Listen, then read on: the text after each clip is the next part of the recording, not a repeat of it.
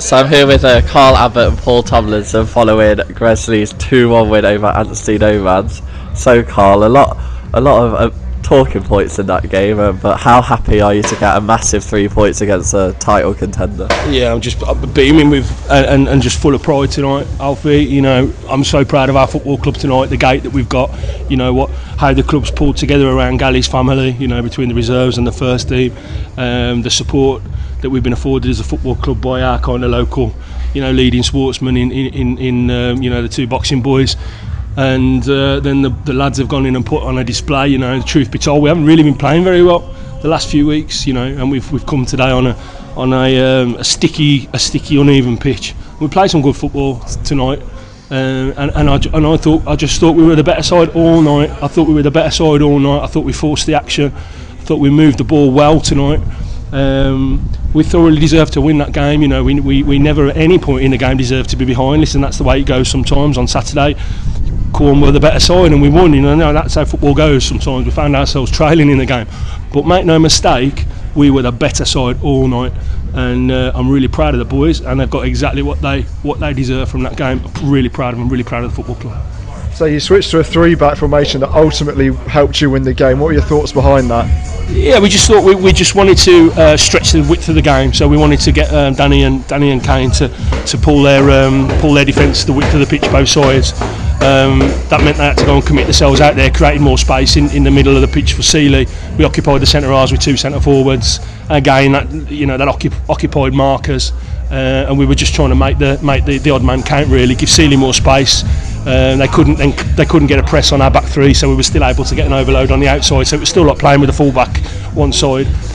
So yeah, it worked well. It was and very much a case of just getting the ball wide, getting delivery in the box, and more bodies around the first ball and then the second ball.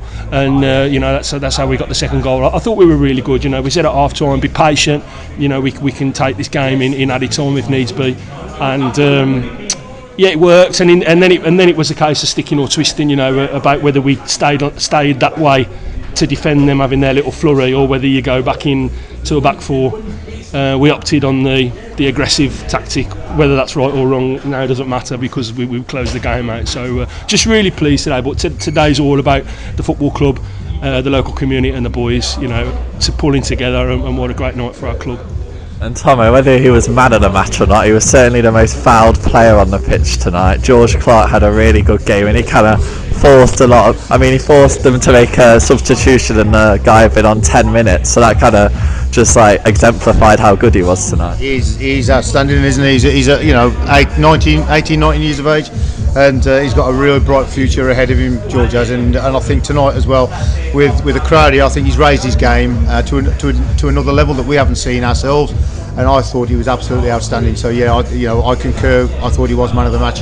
But out on the pitch as well, there was another 11, 12 players that have really dug deep today for a result. You know, to go behind in the circumstances that we did, their only real chance of the game. You know what I mean? And it's a bit disappointing because of the size that we are to concede from a set piece. You know, a ball that just lobbed in. But now, and it says something about their side right from minute one. They're trying to waste time from the first minute. I mean, come on, guys! You're second in the table. You know, have a go. Don't wind the clock down. And then when they get to the end, they're the ones then having to go at the referee about us wasting time. You just think, you reap what you sow, don't you? You know what I mean? And but no, as I said, going back to our lads, I thought we was outstanding. I thought we thoroughly deserved the victory tonight. And I think Fenny's made one save.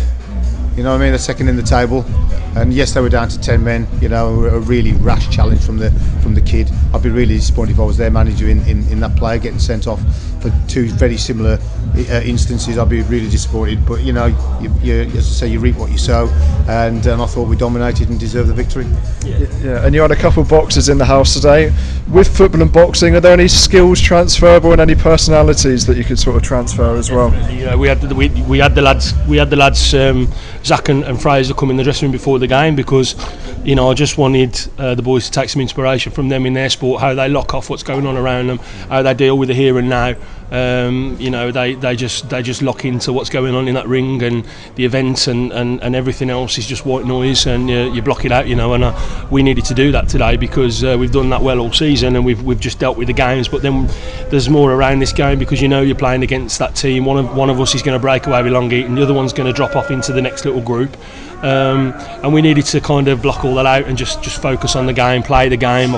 You know, we went and watched them. I felt that we were a better side, and if we dealt with the occasion in isolation, we win the game. And so absolutely, you know, we lent on that. They said a few words. I really appreciate that. I really admire and respect them both massively.